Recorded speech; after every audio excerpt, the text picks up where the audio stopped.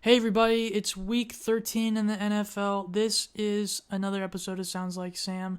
Really happy you could join me this week. We're going to be talking NFL news, trending players in fantasy, my current fantasy teams, how they're doing, and then maybe a little Thursday night recap.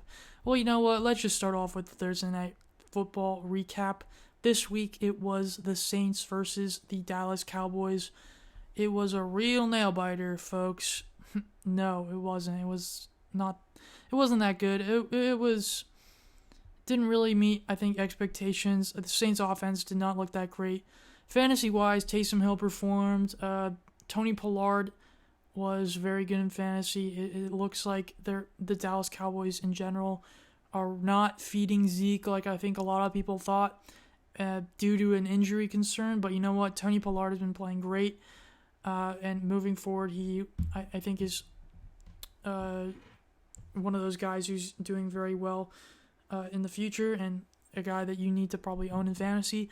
But I think the biggest takeaway from this, which might be a downer for Dallas fans, is that Dak Prescott has not really looked that great. 2 out of the 3. I mean, last week he obviously did pretty well, but they lost to. I don't even remember who they played, but they lost on Thursday night of the Thanksgiving Day, and even though it was a good comeback against I think the Raiders, I think it was the Raiders they played, he just really hasn't looked good or like the Dak I think people thought we'd see this season. Especially compared to what he was at the beginning of the first 6 weeks of the 2020 NFL season.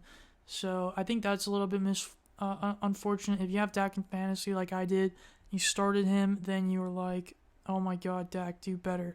But overall, I think, especially getting guys like CeeDee Lamb and Amari Cooper back this week, I think people were having very high expectations for Dak and the Cowboys offense, and they just didn't really do that great. So I think that's something to look into moving forward, and I guess I can talk about that a little bit later on in the show.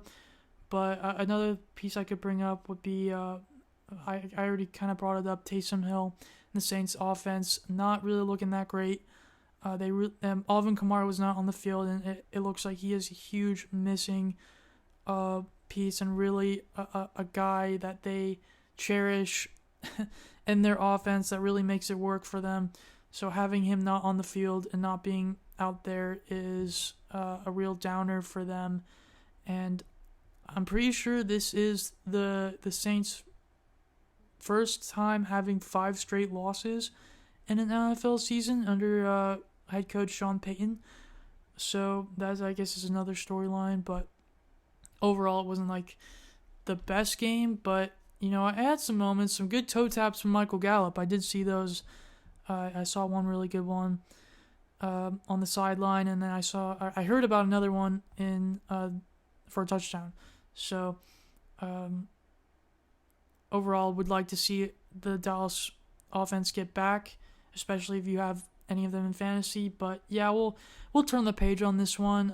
Moving on to the news in the NFL, I would say the biggest news would be things like, what's his name? Jalen Hurts is no longer. He's out for this upcoming game. Gardner Minshew is going to start for the Philadelphia Eagles versus, I believe, the Jets. So that'll be interesting to see what happens. I think, Jalen obviously is that kind of hurts the Eagles' offense, but we'll see how Gardner does. And this could be a good chance for the Jets to get another win, but honestly, I still kind of think that the Eagles will pull it out. But I think that's like the biggest news, other than Dalvin Cook not playing because of his injury last week, and then Alexander Madison stepping in. I think Darren Waller's still out, and then we have Melvin Ingram Melvin Ingram. Melvin Gordon, he's out this week, so another chance for a fantasy running back to make the jump to the running back one on the team, which is Javonte Williams. So a lot of good stuff, or actually, well, not for them, but for the second string players. So it's good for them, good chance for them to get more reps and to show what they got. And I feel like there's a lot I'm missing. So yeah, I would just say overall, it should be an interesting week, to say the least. But it looks like other news would be Henderson and OBJ from the Rams are questionable to play. Cardinals cautious with Murray after injury history. Daniel Jones is going to be out. I forgot about that. Quarterback for the Giants. Bears to start Dalton at quarterback with Fields still ailing his injury. Bucks, Antonio Brown suspended for COVID violation. Yeah. So I feel like that was the biggest news. Maybe will DeAndre play? I think he will. I think he was slated to play, but that's a lot of the news for this week. Interesting things going on, so we'll see how it works out. But moving on to trending players in fantasy football, I'm going to give you a couple trending upward players and then a couple trending downward players. Starting off with the trending upward, we're going to go with Miami wide receiver Jalen Waddle, Rams, Tampa Bay Bucks running back Leonard Fournette, and Dallas Cowboys running back Tony Pollard. Speaking on behalf of a Jalen Waddle owner, I'm very happy about this. I believe he's leading the team, and as their best wide receiver last 3 weeks, at least in fantasy. He's had 6 targets, 9 targets, 10 targets. So, and then the 2 weeks before that, he had 10 and 11 targets. And then he had his first 100-yard game versus the Carolina Panthers with 137 yards and 1 touchdown, where he went 9 receptions for 10 targets and 137 yards and a touchdown, having 19.7 standard fantasy points. Moving forward, even though it's against a tough Giants secondary, or maybe not tough, I actually don't really know. I just remember them having a solid roster in their secondary, but I do feel like he is the best wide receiver, and Tua has been on fire recently, so I really feel like he is trending upwards. I think he is a legit wide receiver. I'm pretty sure he's already at 77 receptions for the season, which is crazy being a rookie, and how he kind of had a slow start, I think, just due to injury, but I honestly can't remember. No, I don't think he's been injured in any game, but he's definitely rallied in the second half, and I'm really expecting him to be their lead wideout going forward. Next guy would be Leonard Fournette, the Tampa Bay Bucks running back, going against the Falcons. He had a hot last game, 17 carries, 100 yards, 3 touchdowns. I think that was his first 3 touchdown rushing game in his career. He had 4 total on the day with a receiving touchdown as well, and had 37.1 standard league fantasy points.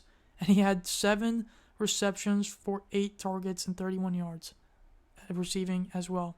So, big day for Leonard. Tampa Bay, it was a close game. So, obviously, I guess they felt the need to run the ball a lot, and it was pretty obvious that Leonard Fournette was the guy. They did get Ronald Jones the ball in the end zone, and he did score and take away 1 running touchdown for Fournette, but otherwise I think it's pretty clear that he is their go-to back. 17 carries is pretty strong. And going against an Atlanta Falcons defense that has not been very good this year is good to see. They're 25th. They give up the 25th most fantasy points to wide receivers, so expect another good day from Leonard Fournette. I see him trending upwards and going back to Lombardi Lenny form. So I like him this week. And then the Tony Pollard is my other trending upward guy. 2 weeks ago, and the Thanksgiving Day game versus the Raiders, he had a 100-yard kick return, which was very fun to watch. And then he actually had a 60-yard rushing touchdown versus the Saints. Obviously, they're getting him the ball a lot in the Dallas offense, and he's honestly been kind of a good spark for them. So, fantasy-wise, he hasn't done like anything super duper special, but I think he's a guy that you have to consider putting as a flex moving forward. Right now, he's averaging 8.7 fantasy points in standard leagues, and he's averaging probably around like 4 targets a game. So not great, but last 2 weeks, 12.8 points and 13.4 points this week. So definitely a guy to look out for, but yeah, especially moving forward with news about Ezekiel Elliott and them kind of still holding him back a little bit. That's good news for Pollard owners, and just to keep an eye on him and possibly flex him out for next weekend versus the Washington football team. All right, so those were my trending upward players. Some trending down players for me would be Falcons tight end Kyle Pitts, Seattle Seahawks wide receiver DK Metcalf, and Tampa Bay Bucks wide receiver Antonio Brown. And then a bonus for you is wide receiver Elijah Mitchell for the New York Jets. I already said a little bit about him last week, but let's just start back from the top. Kyle Pitts. Honestly, since that big game that he had against Jacksonville, I think, and that was like the London game, he just hasn't really. I think he had like a 1 week, the week after he did. Well, yeah, that's correct. After his bye, but other than that, he hasn't really done that much. His targets have actually decreased. He had his most during that 3-week stretch from week 5 to week 8. He had a bye in week 6.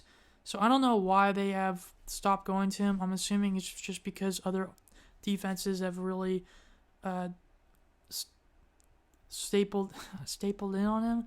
I don't really know what to call that, but they've been on him a lot, and I think they've just, which is kind of not smart, especially for the Falcons, because I think they need all the offense and help they can get. So for them to not be looking for him more is, I think, a real tragedy for the offense. So I think they need to start picking that up again. But yeah, last 2 weeks he's had 3 receptions for 29 yards. And then in week 12 versus Jacksonville, 2 receptions for 26 yards, which is very disappointing. Not a great matchup with Tampa Bay, because I think they will also kind of hone in on him. But they have to try and get him going. I wouldn't be surprised if he has kind of another downer game, but I also wouldn't be surprised if they start getting him the ball and have a realization that they need to get him back and get him going again. So he's been trending downward. DK Metcalf, another guy, has been trending downward. Last 2 weeks, he has not played very well. In week 11 versus Arizona, he had 4 receptions for 31 yards. And then in week 12, he had 1 reception for 13 yards. Usually he gets targeted a lot, but this Washington game, I don't know why. They really didn't target him that much. I'm assuming. Or wait, was this the game he got kicked out? I can't remember, but only having 13 yards against Washington football team, that's not really good. He needs to, if he wants to be considered a top wide receiver, he needs to get himself going again. And I think he can. I know it was kind of tough not having Russ there, but he's back. Hopefully they get their groove going. But yeah, he has been trending downward. They're facing a hot San Francisco 49er team, which hopefully there's enough there for him to bounce back, especially this being a rival game, or divisional game. But yeah, I would like to see a lot more from him. Next guy is Antonio Brown, wide receiver for the Bucs. Not really surprised. Especially with him faking the vaccine card, that was really stupid. I'm not sure why he really decided to do that. Obviously, a bad decision for him because he's out. I think at least 3 games he's suspended. So I honestly wouldn't be surprised if you wanted to drop him, because I honestly don't know what it's going to be for him going forward. Not sure how the team, I don't know, the Bucs in general, how strict they are with him. It looks like he will sit out the next 3 games and won't be eligible to play until December 26th. But with his ankle injury and everything going on with, I guess, just him in the locker room. Not that he's done anything bad, but I just feel like definitely trending downward in fantasy, especially because he's not going to play. But maybe he'll make a recovery in your playoffs, but I would maybe stick to other guys. Last guy to talk about would be Elijah Moore, which I did actually really like. I said that 2 weeks ago, but with the quarterback coming back from injury, oh my God, I can't remember his name. The BYU kid, Zach Wilson. I don't really like Elijah anymore, especially versus a really tough Philadelphia Eagles defense that has been third versus fantasy football wide receivers. So not a good matchup for him this week. They could get him the ball a lot, but I just don't know that he's really going to do that much with it. So I would try to stay away from him and moving forward. So those are my trending players. Just to talk about my teams really quickly and how the season's going, I will say not my best fantasy year. One of my leagues, I had an 8-game losing streak. Not good. Definitely out of the playoffs in that league. And there's even 6 spots in it, so not good. In another league, we just had some injury, bad luck, so we're on the verge of making it, but it's going to take basically a miracle to get in, because we're the 5th most points, but we have a tied record or something. Not good for that one. Another one, just unlucky plays and injuries throughout the year that we had to deal with. So definitely not the best season. I only have one league where I think I'm maybe 3rd in the standings. Oh, I'm actually 2nd in standings, but it's basically for fun. So that's the only good team, and that's this 12-team standard league that I'm in. I'm starting Tom Brady, James Robinson, Leonard Fournette, Jalen Waddle, Marquise Brown, Kyle Pitts, Miles Gaskin, Eagles defense, and Daniel Carlson. And then on my bench, I have Nick Chubb on bye.